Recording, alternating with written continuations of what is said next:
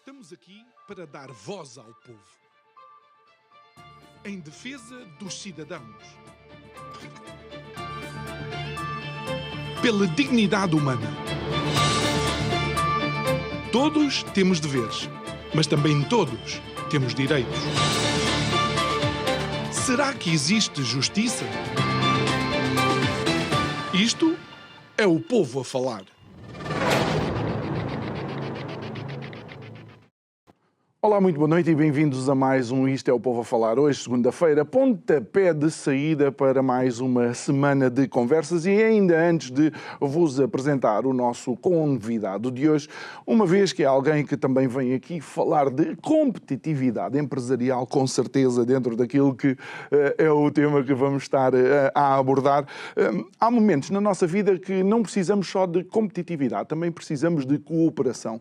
E, de facto, eu hoje precisei de cooperação para estar preparado para o programa de hoje. Então quero deixar aqui um forte abraço ao Pedro Pena, que me ajudou a estar devidamente preparado, e também quero enviar um abraço ao Hernani Oliveira Milho, que é meu amigo há muitos anos, mas que hoje é a primeira vez que está a ver o Isto é o Povo a Falar. Bom, isto é só para não ficar de castigo. Hernani, bem-vindo. E bem-vindo também o nosso convidado de hoje, André Pinson Lucas, cofundador e diretor executivo do Instituto Mais Liberdade. Olá, André, obrigado por estares aqui connosco. E, André, vamos, ainda antes de ir à competitividade das empresas, vamos a um momento único, de facto, nestes 50 anos de democracia, que foi não só a celebração do 25 de novembro, mas foi a participação do Mais Liberdade através de uma exposição, não é?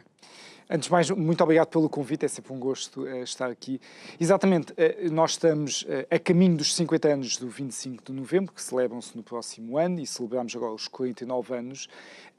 E no ano passado, há 2 anos, nós lançámos uma exposição produzida integralmente por nós, chamada 25N, onde retratamos os principais episódios entre o 25 de Abril, o 25 de Abril conhecemos melhor, mas o pós-25 de Abril até o 25 de Novembro de 1965. No fundo, aquele período todo de turbulência social, política, muito conhecido pelo PREC, se bem que o PREC, na realidade, terminou até um pouco depois, mas um período que consideramos que não é bem retratado nos nossos livros de história. Há poucos livros até nas livrarias sobre este período. Mesmo os livros dos alunos nas escolas retratam pouco este período e há muito desconhecimento. Há quase que uma ideia que houve 25 de Abril, sobrou-se, toda a gente ficou feliz e de repente tínhamos a democracia e a liberdade que temos hoje. Logo em 74.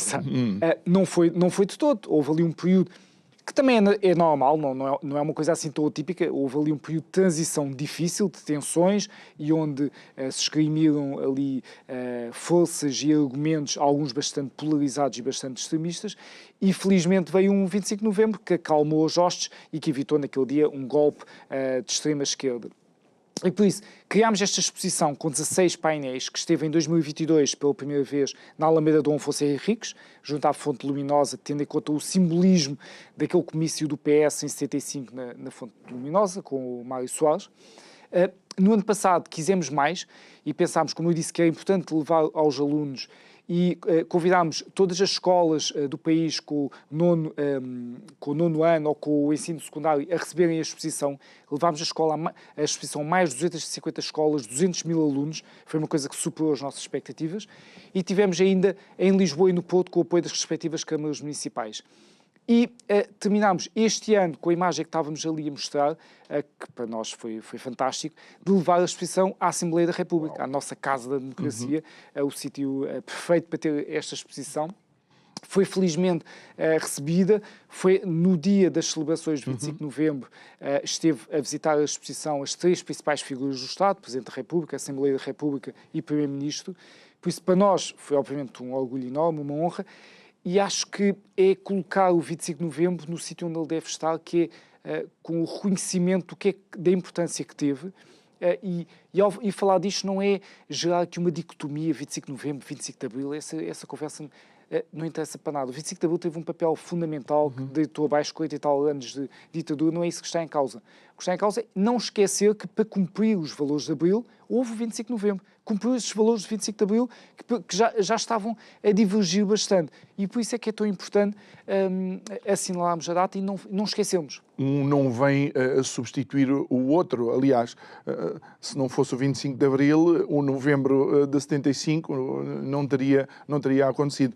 E, de facto, também aqui a visita das três principais figuras de Estado em conjunto, ao mesmo tempo, acabou por ter alguma simbologia e algum peso político, mas gostei muito de ver na internet alguns colegas teus e nossos, pessoas que nós conhecemos, a colocar as 4 principais figuras do Estado, que eram eles 3 mais tu, como uma piada, como diretor executivo do Mais Liberdade.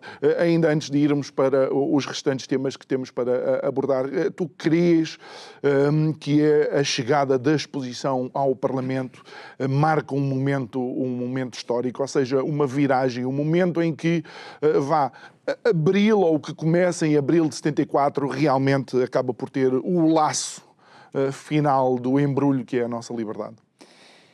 Creio que ajudou bastante, mas há que dar também mérito a alguém que teve a coragem no ano passado, para além da nossa coragem de termos lançado a exposição, que até foi vanalizada logo no primeiro ano, mas mais do que isso, no ano passado há que reconhecer que Carlos Moedas, na Câmara Municipal de Lisboa, passou a assinalar o 25 de novembro, e celebrou o 25 de novembro. Aliás, a nossa exposição esteve na Praça do Município, integrada nas comemorações da Câmara Municipal de Lisboa, e este ano voltaram a repetir, mas no ano passado foi o passo mais difícil, neste caso, o presidente da capital do país, e foi bastante atacado, Carlos Moedas, e lembro-me bem dos ataques que recebeu de todos os lados por celebrar. Por isso, ele abriu portas para que este ano fosse mais fácil à Assembleia da República assinalar a data e receber também a exposição. Por isso, se a celebração de 25 de novembro na Assembleia deveria ser exatamente assim, um pouco diferente, fica também uma discussão, para mim, sinceramente, é pouco relevante. Acho que a data deve ser recordada, os moldes em si é pouco relevante, mas deve ser recordada, não se deve esquecer, e devemos levar os mais jovens para eles perceberem, por um lado, com o 25 de Abril, o que é que nós estávamos a viver com uma ditadura de extrema-direita, o ataque às nossas liberdades, mas também perceberem que nos meses seguintes houve ali muitos traços de extrema-esquerda e de autoritarismo de esquerda, invasão de propriedades. Mais de 50% dos terrenos agrícolas no Alentejo foram ocupados naquele período, mais de 50%. Tivemos 1.300 empresas nacionalizadas, muitas delas cabeleireiros, etc., porque iam de arrasto, porque nacionalizavam grupos empresariais.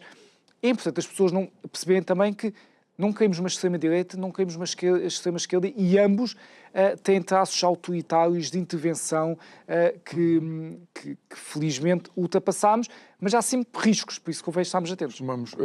Aliás, temos alguém que colabora connosco em comum, que é o engenheiro Henrique Neto, que precisamente viveu essa situação com a nacionalização das suas empresas. Entretanto, vocês lançaram um estudo, e isto vem sempre na direção daquilo que eu de facto tenho que agradecer ao Instituto Mais Liberdade por colocar à minha disposição, até por força do trabalho que eu efetuo aqui, toda esta informação. Lançaram o estudo Economia Acorrentada, o sufoco fiscal que afeta as nossas empresas.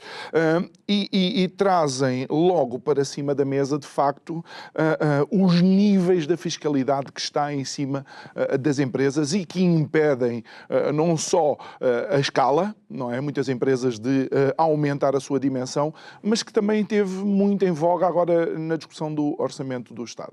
Foi, aliás, um dos principais temas de tensão entre os dois principais partidos, se reduzia-se 2 pontos de IRC, se não se reduzia, e, portanto, ficou-se em 1 ponto percentual. E o primeiro quadro que eu trouxe hoje mostra qual é que é o novo nível de fiscalidade sobre as empresas, estamos a falar apenas sobre as empresas, onde mostramos tanto a carga fiscal máxima como a efetiva. A efetiva é a média, o que as empresas em média estão efetivamente a pagar. O que nós vamos ver da efetiva, já agora é este gráfico, os números não são exatamente iguais aos que podemos ver no INE ou mesmo no Banco de Portugal, porque os critérios não são exatamente os mesmos, mas aqui é uniforme entre aqueles países, que é aquilo que interessa. E a taxa efetiva é a barra e a bolinha, aquele losango que está mais acima, é a taxa máxima que uma empresa pode pagar. Nós somos os que cobramos mais às empresas, tanto na efetiva, na média, como na máxima. Uma coisa assustadora. Estamos a penalizar o sucesso destas empresas. E eu, quando mostro aquele 31,5%, que é o que a taxa máxima, o que muitas vezes me dizem é, está bem, mas isso é o que as empresas muito grandes pagam, é meia dúzia de empresas que chega a esse patamar. E é verdade que há poucas empresas que chegam àquele patamar, porque depende dos lucros. É verdade. Mas, desde logo, convém desconstruir esse mito. É verdade, são poucas empresas, mas são grandes empresas e nós precisamos de mais grandes empresas em Portugal. São as grandes empresas que oferecem melhores salários, que oferecem salários também com níveis de qualificação diferentes, diferenciados, produtos e serviços de maior valor acrescentado, e tem um efeito de contágio e multiplicador no resto da economia, porque fornecem à economia, têm fornecedores, etc. Por isso, por um lado, aqueles 71,5 deviam de facto baixar. E depois, não está ali, mas além dos valores elevados, nós temos uma progressividade brutal, que é uma coisa que não se percebe. Uma empresa pode pagar 12,5%, que é o que paga uma PME do interior, e vai subindo depois para a PME do litoral, a taxa média que é 21%, e depois vem as derramas, etc. Temos uma série de escalões, somos o país da Europa com mais escalões, e temos uma progressividade brutal. Isto é bastante penalizador e não faz sentido nenhum, e convém percebermos porquê. Quando falamos de progressividade, pensamos logo no IRS. E no IRS as pessoas percebem que alguém que ganha mais paga uma taxa maior. Mas nas empresas a lógica é diferente. Nas empresas estamos a falar de uma progressividade sobre o lucro. O que é que isso faz? Faz com que eu e o João temos ambos uma empresa, eu tenho a minha, o João tem a sua, no mesmo setor. E ambos faturam exatamente o mesmo. Vendem valor de venda exatamente o mesmo. Mas eu sou pouco eficiente internamente, não adotei novas tecnologias, por isso tenho muitos custos e tenho um lucro em valor baixo. O João tem um lucro muito maior. Tens um lucro muito maior porque tu geres muito melhor a tua empresa. Mas a faturação é a mesma, o setor é o mesmo. A taxa que vais pagar é maior do que a minha. Porque estão a penalizar o teu lucro, porque as taxas aplicam só o lucro e a progressividade aplica só o lucro.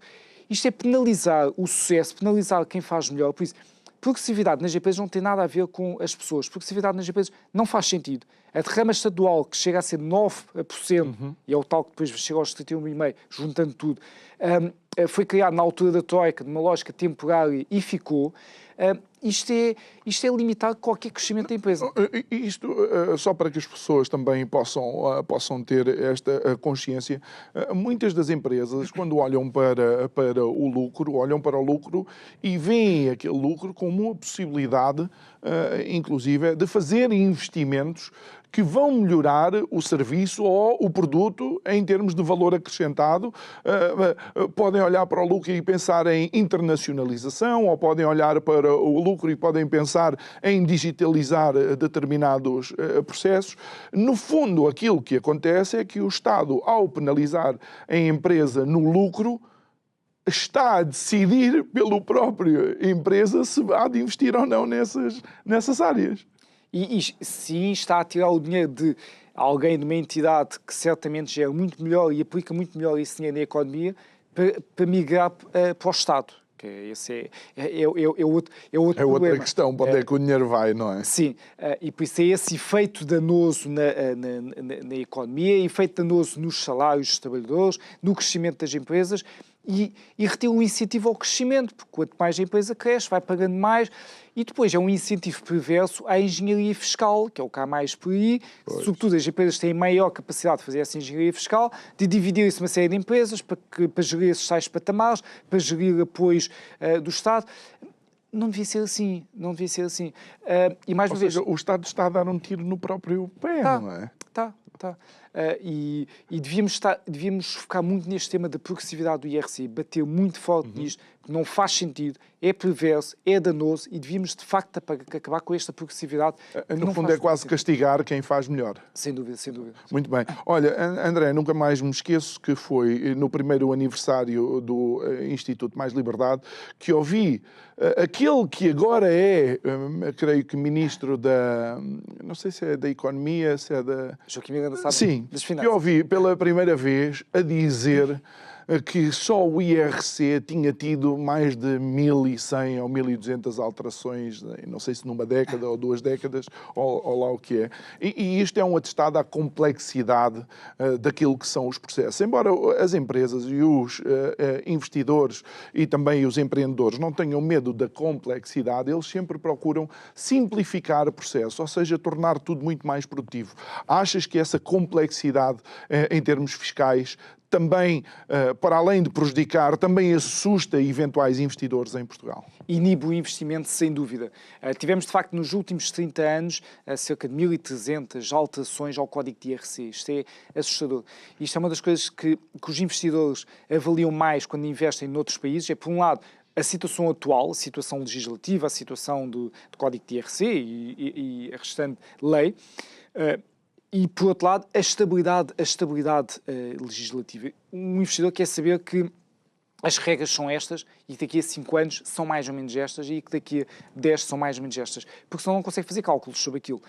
E esta instabilidade cria um ambiente de insegurança e o risco, quem que vai assumir o risco não gosta nada de mais elementos de insegurança, porque já tem os seus próprios do negócio. Houve estas 1.000 e tal alterações. Há uma complexidade brutal, só para termos uma ideia, temos mais de 4.000 taxas e taxinhas. É assustador. Isto foi um trabalho que foi feito pela UI, por escritório de advogados, há 2 ou 3 anos, em que, quando falaram com algumas entidades que tinham de cobrar essas taxas, houve 2 casos curiosos. Houve um conjunto de entidades que cobrava e nem sabiam muito bem que estava a cobrar, porque aquilo está lá nos sistemas automáticos e tal, nem os responsáveis nem desconheciam que havia aquela taxa, e houve outro caso que tinham de cobrar e nem sabiam e nem estavam a cobrar porque a complexidade é tão grande. E este tema não devia ser ideológico. Eu percebo que aquilo que falávamos já há bocado, da carga fiscal, se calhar há muita gente que defende, não, devemos manter e tal, devemos cobrar. Mas a questão da simplicidade não devia ser ideológica. Podíamos manter a mesma carga fiscal e simplesmente reduzir brutalmente os impostozinhos, as taxas, etc., e juntá-los e uniformizar, porque senão isto é o caos, ninguém se entende. Então onde é que advém tudo isso? Onde é que advém essa complexidade? Será que benefícios e isenções, ou seja, há tanta coisa em jogo que a própria empresa não sabe bem para que lado é que se há de virar? Esta complexidade advém muito de fazer o favor a interesses corporativos, a lobbies. De repente, estamos muito preocupados com o ambiente, e legitimamente estamos preocupados com o ambiente, por isso temos de lançar uma taxa do plástico, depois temos de lançar isto. Eu não estou a dizer que esta em particular é bom ou má, não estou a querer fazer esse julgamento. O que estou a dizer é que o mood é muito este, vamos lançar isto, vamos lançar isto. E no que diz respeito, isto tanto para taxas novas como para isenções e benefícios. E convidava-vos a ver o próximo quadro, porque esse é outro problema. Nós aplicamos muitos benefícios e isenções, a etapa para interesses corporativos, lobbies, vamos lá meter este benefício, esta isenção. E só no IRC, o que vemos no gráfico é a evolução dos benefícios fiscais em percentagem de todo o IRC liquidado. E como vemos, enfim, 2020, 2021 até podemos ignorar por causa da pandemia, mas mesmo ignorando esses, há uma tendência de crescimento, e 2022 foi altíssimo. Por isso, há imensos benefícios fiscais, isenções. E 22 já poderíamos estar ao nível de 2019, ou pelo menos de 2020, não é? Quando a pandemia se iniciou. Sim, e como vemos é o dobro de 2016, praticamente. São imensos benefícios e isenções que só aumentam a complexidade. Tem um benefício que é desproporcional, beneficiam mais as maiores empresas que sabem o que é que podem aproveitar e o que é que não podem. E isto reflete muito este Estado paternalista que centralmente gosta de decidir o que eu vou apoiar isto desta forma. E isto limita que, além da complexidade, limita a possibilidade de reduzir transversalmente tudo. Isto aplica-se a todos os impostos. No IVA, por exemplo, os benefícios, no fundo o que se chama de despesa fiscal. A despesa fiscal é aquilo que se está a isentar e que se devia pagar, e por isso está-se a isentar. Por isso os benefícios todos do IVA, só para termos uma ideia, são superiores em valor ao resto dos impostos todos que recebemos, dos impostos indiretos todos. Porque há uma série de isenções, benefícios, e depois temos um IVA de 23%. não seria mais fácil haver maior uniformização e conseguir baixar o com tantas isenções, com tantos benefícios? É natural que as taxas normais de IRC, de IVA, de IRS, o que seja, mantenham altas. Sim, por isso não há um contexto favorável. E isto leva a que, só para dar um ou dois dados importantes, no que diz respeito, por exemplo, à fiscalidade, Portugal é o terceiro país, entre os países europeus da OCDE, onde as empresas necessitam, em média, de mais horas, de mais tempo, para cumprir as obrigações fiscais, em termos de burocracia toda. É o terceiro país. E isto é bastante penalizador e tem um efeito na mobilidade empresarial que eu gosto muito de falar, que é a capacidade das pequenas tornarem-se médias, grandes. E a escala. E porquê? Porque é que tem este efeito? Porque isto não afeta as empresas todas da mesma forma. As maiores empresas têm grandes equipas de fiscalistas, de juristas. Por isso, apesar desta complexidade toda legislativa, benefícios e códigos de IRC, etc., eles têm boas equipas para conseguir otimizar ao máximo. Mas aí também estás a colocar, por assim dizer, a variável da justiça. Uma justiça que funcione bem é, de facto, um fator de atração também para investimento? Sim, e pior do que isso, uma justiça que não funciona, mais do que uma justiça que funciona bem, é mais o efeito contrário, que é uma justiça que não funciona, desincentiva. Não é tanto o efeito, é mais o efeito negativo. É porque impostos há em todos os países, não é? Todos os países, e nós não estamos a ver as grandes empresas a ir todas para o país que menos impostos cobra. Nós vemos as grandes empresas a fazer escolhas estratégicas e a minha pergunta é se de facto a justiça ou o não funcionamento delas pode ser, como tu dizes, um desincentivo. A justiça reflete-se em custos de contexto adicionais das empresas. Uma justiça que não funciona são custos de contexto adicionais que eles precisam de salvaguardar porque a justiça não está a funcionar. Só para termos uma ideia, Portugal é o terceiro país da UE, tenho aqui o dado, onde são necessários mais dias para a resolução de processos administrativos na primeira instância, na justiça. O terceiro país. Estes números, qualquer investidor vê, são custos de contexto que preocupam. E eles querem estar num contexto estável, legislativo estável, idealmente com a carga fiscal baixa, uma justiça que funciona, que sabem se tiverem um problema com um cliente, vão à justiça e resolve. André, mas tu és alguém que lidou com grandes empresas e multinacionais, tu foste, creio que, consultor de uma das grandes empresas internacionais nesta área.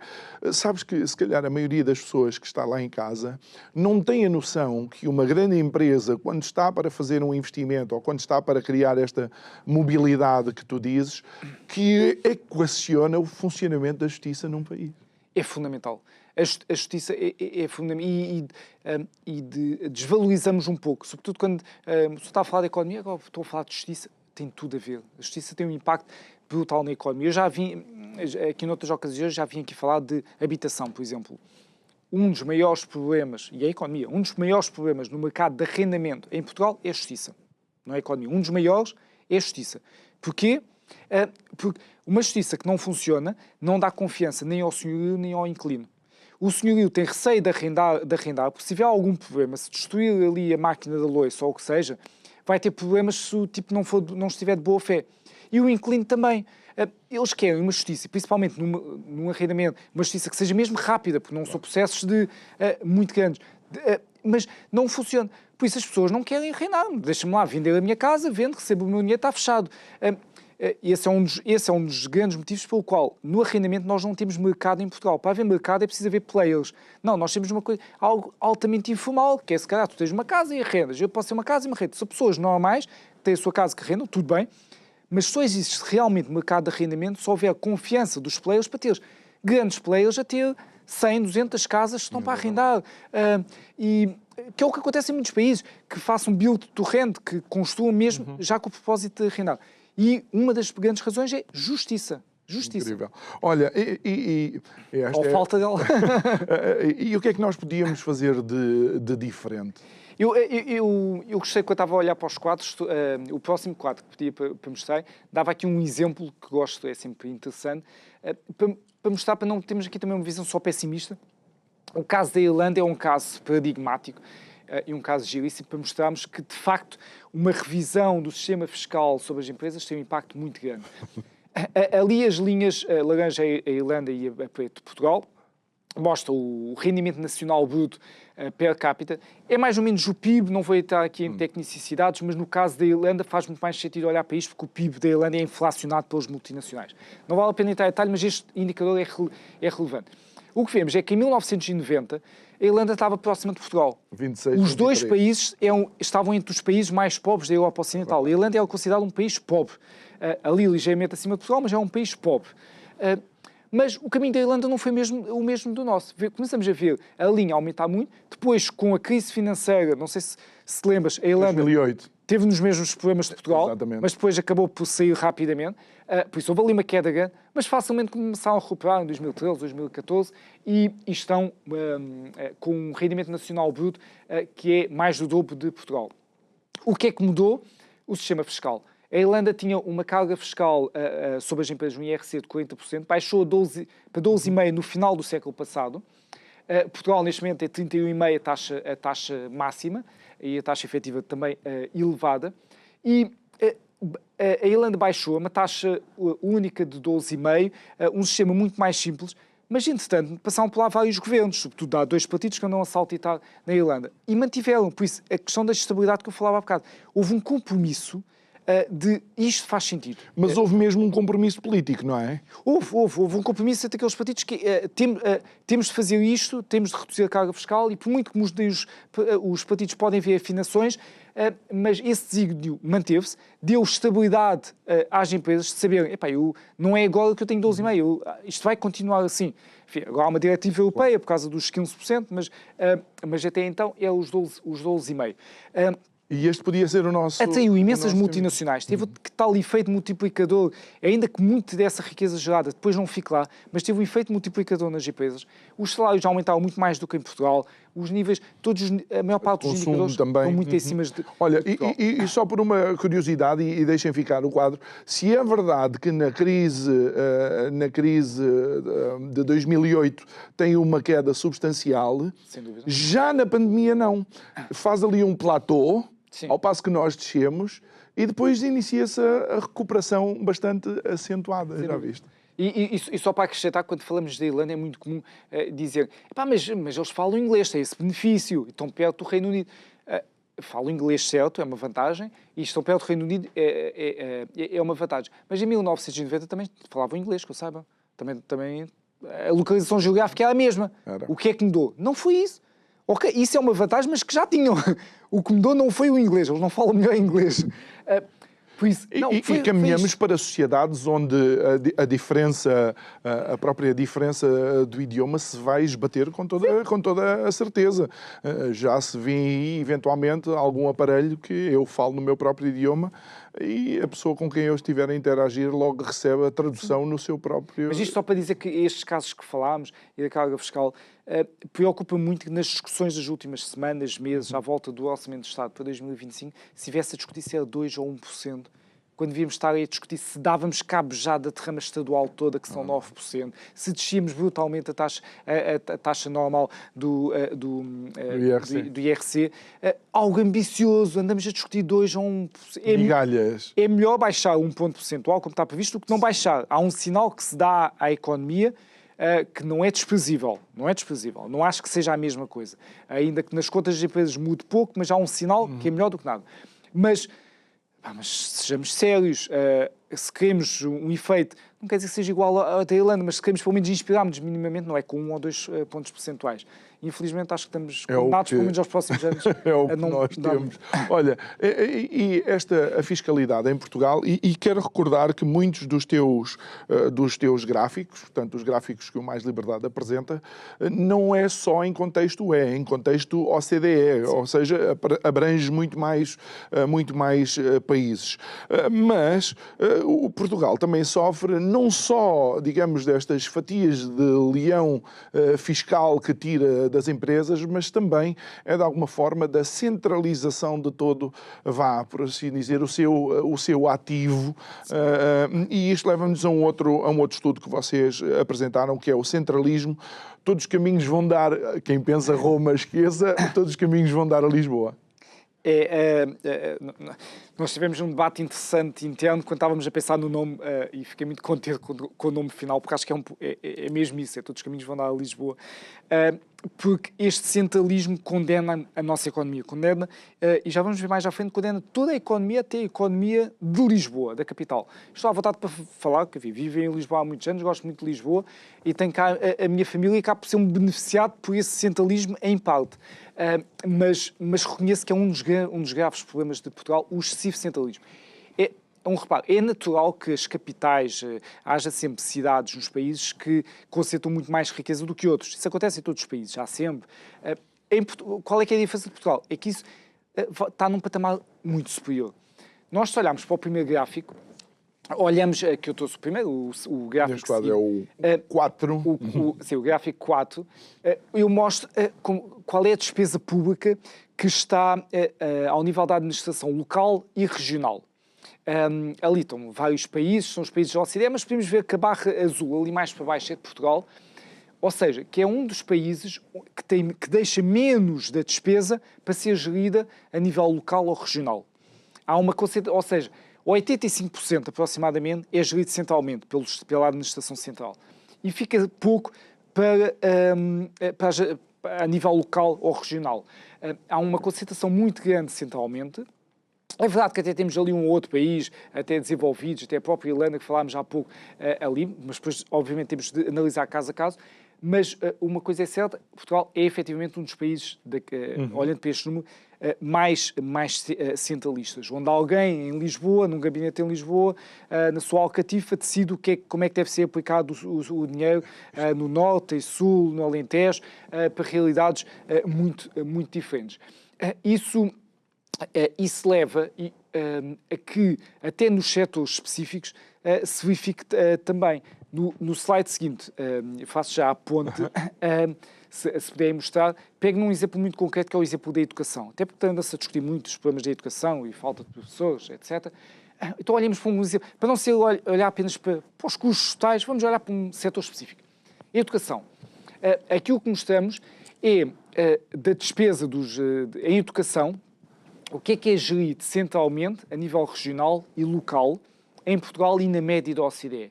E este gráfico é absolutamente assustador. Esmagador, sim. Estamos a dizer que em Portugal há quase que o dobro da média da OCDE do que é gerido centralmente. Como vemos ali na média da OCDE, aquilo que é gerido centralmente é mais ou menos o mesmo do que é gerido localmente, ou seja, o verde e o amarelo, ou a laranja. Em Portugal, não. Em Portugal, centralmente... E que não venham, André, com as questões da transferência de competências, porque eu já tive aqui pessoas a dizer, não, as competências eles estão a transferir, não estão a transferir o dinheiro para nós gerirmos essas competências. Sim. Porque há um chamado triângulo da descentralização que ouvi pela primeira vez o Carlos Guimarães Pinto falar disso num evento nosso há uns anos e que de facto mostra como é que deve ser feita a descentralização e como é que nós tantas vezes não fazemos essa descentralização. E esse triângulo tem, por um lado, as competências, tem os recursos e tem a decisão. Para a descentralização ser bem feita, nós temos que dar, a nível local, o que seja, temos de ter competências lá, para fazer as coisas, tem de ter recursos, tem de ter dinheiro, tem de ter orçamento e tem de ter capacidade de decisão. Se não tiver uma destas coisas, não funciona. Se tem recursos, mas não tem o resto, na realidade estamos a duplicar porque alguém centralmente já está a fazer aquilo, por isso temos recursos. Se temos a decisão, mas não temos o resto, também as decisões não vão ser tomadas. Se temos as competências, não temos... Por isso, só com as três coisas. E o que habitualmente acontece é que manda-se uma das coisas, ou, olha, vocês agora são responsáveis por isso. E o orçamento continua deste lado. As coisas têm de ir acompanhadas. E no caso da educação, de facto, temos aqui um Estado paternalista que define centralmente como é que deve ser tudo feito, achando que uma escola na Guarda é a mesma das de Lisboa, é a mesma... Tirando a autonomia, passando aqui um atestado de incompetência às escolas, que têm ótimos profissionais, e nem é preciso ir mais longe. Olhemos para as escolas de Lisboa. temos desde escolas que estão lá no fundo, no ranking das escolas, escolas com alguns problemas, em que os alunos, a maior parte, vêm de bens de famílias pouco escolarizadas, e temos outras escolas em que as famílias são bastante escolarizadas, um ambiente totalmente diferente. A realidade é diferente, exige uma atuação diferente, exige adequações nos programas também diferentes. Quem é que sabe fazer isso? É alguém que está no gabinete que vai conhecer a complexidade das centenas de escolas? Não, é quem está lá, quem conhece os pais, quem conhece os alunos, quem conhece o bairro. Por isso, se queremos uma melhor escola, temos de dar autonomia, mas dar autonomia com recursos, com tudo. Passar para eles. É interessante porque eu gravei recentemente um programa que ainda não foi para a ar, e vou já fazer aqui um disclaimer, com um professor universitário a partir de Xangai, e um dos dados que me surpreendeu é que num determinado distrito, com cerca de 430 quilómetros quadrados, havia 32 universidades. Portanto, isto é daquelas coisas que, em termos de escala, nós não conseguimos entender e acompanhar. Então, este triângulo, competências, recursos e decisão, realmente eu acho que até tens um quadro, não sei se para isso, que também isto prejudica toda a economia, não é só a educação, apesar de estares a mostrar a educação como um referente. Não, a educação, como temos falado muito e torna-se bastante evidente, e só para finalizar o tema da educação e de tudo, a descentralização é passando esses três, e eu acrescentava aqui um quarto ponto, que é garantindo que isso permite uma coisa que é fundamental e que na economia funciona também, no Estado também será um motor de desenvolvimento, que é a concorrência. Okay. Se tivermos, mesmo nas escolas, se tivermos concorrência se tivermos um sistema que fomenta a concorrência entre as escolas, cada uma quer ser melhor, quer fazer diferente, etc. A autonomia com a concorrência leva à inovação, leva à criação de novos métodos de ensino melhores. Há uns que depois vão correr melhor, outros correm menos bem. Os que correm melhor são aqueles que vinham. Nós precisamos de reformular a educação, e isso passa por esta inovação, porque a educação é praticamente a mesma desde há 100, 200 anos. Não é só em Portugal, enfim, há educação tradicional, está um professor, há alunos, estão numa mesa, ouvem uma cadeira, que as cadeiras hoje são mais confortáveis, mas pouco mudou. E os ecrãs são digitais, mas temos que inovar. Ninguém tem a fórmula secreta, mas na inovação, a melhor forma é, em vez de focar essa inovação num gabinete em Lisboa, que centralmente pensa como é que eu vou inovar, descentralize essa capacidade de inovação em todas as escolas. Deem autonomia e eles vão inovar e vão fazer coisas maravilhosas.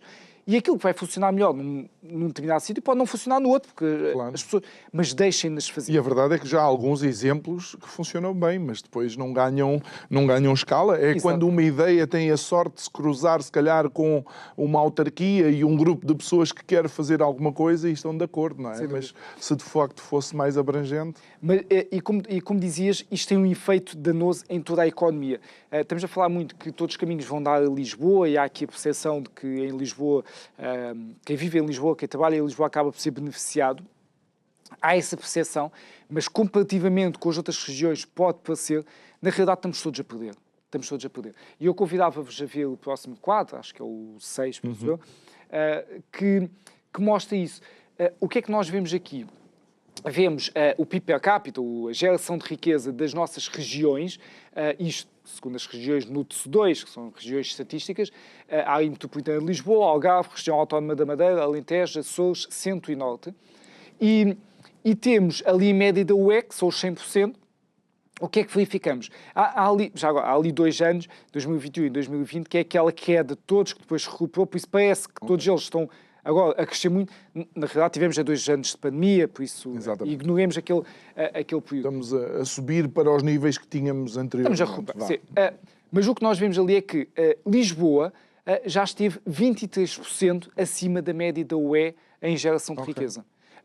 Teve mais 23%. Neste momento está só apenas 2%, Lisboa. Os outros estão todos muito abaixo da UE, continuam muito abaixo da UE, um bocadinho melhor alguns, etc., mas estão todos muito aquém da média da UE. A região norte, por exemplo, está a 33 pontos percentuais da média da UE, o centro também.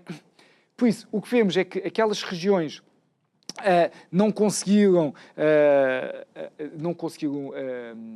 aproximar-se, convergir com o E, e além disso, Lisboa, a área metropolitana de Lisboa, tem vindo a perder. Por isso, apesar deste centralismo cada vez é maior, nem Lisboa beneficia. Porquê é que Lisboa não beneficia? Porque Lisboa, que concentra uma parte relevante da economia, precisa do resto da economia. A economia toda tem de funcionar. Os fornecedores estão no resto do país. As batatas não vêm de Lisboa. A produção, o setor primário e secundário, vem sobretudo do resto do país. E Lisboa concentra sobretudo o setor terciário. Por isso, Lisboa precisa dessa pujança do resto do país.